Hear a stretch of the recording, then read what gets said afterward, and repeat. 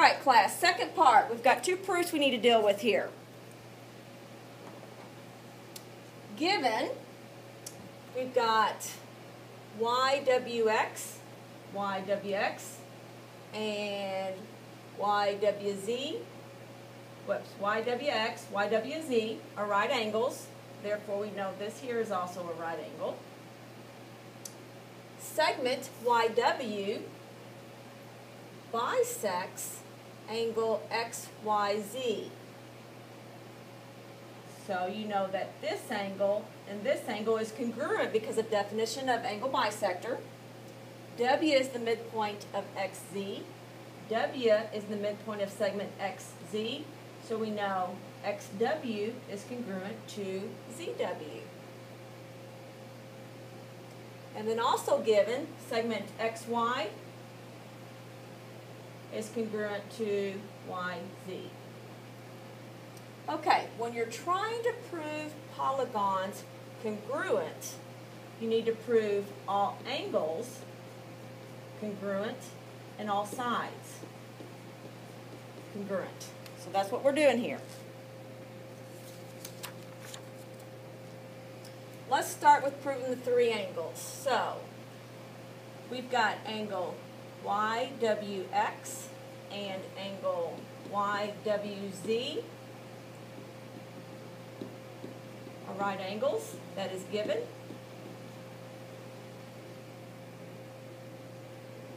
So we know angle YWX is congruent to angle YWZ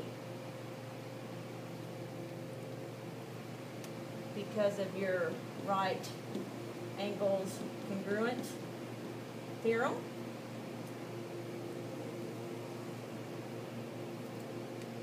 Okay, so we got one of the angles congruent. Let's go back to what's given here. YW bisects angle XYZ. That is given. So what does that tell us? That tells us that angle XYW is congruent to ZYW because of bisector definition. So we've got two angles, and we need one more. Well, do you think we can say angle YXW is congruent to, so we have YXW, YZW, YZW because of your third angles theorem. If you already have two angles of two triangles congruent, then you know that that third angle is congruent. Okay, so we've got all three angles congruent. Now we've got to identify our segments. Let's start with what's given. XY is congruent to YZ. That is given. There's our first segment. Okay, so we need two more. Let's go back to what's given. W is midpoint of XZ. Given. That lets us know that XW is congruent to ZW, XW and ZW, because of midpoint definition. So there's the second segment, and we've got the third segment, which is your YW. Well, we can say YW is congruent to YW because of your reflexive property of congruence.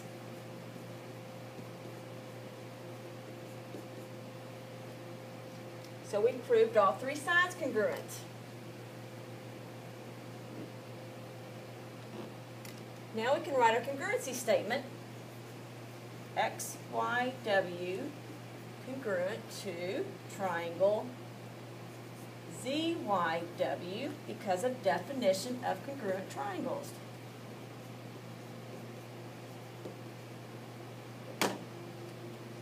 Now it is very important that you list your vertices on your angles and your segments in the correct order, and look at your congruency statement to help you with that.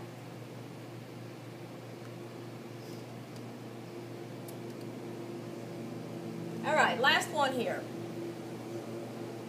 I'm going to be quiet and see if y'all can do this on your own. Again, you need to identify all three angles congruent and all three sides congruent.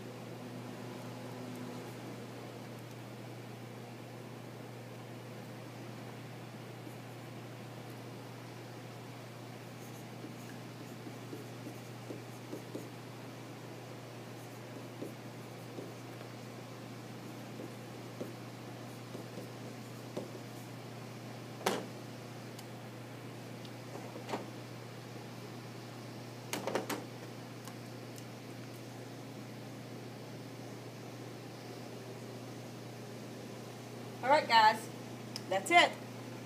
Have a good evening.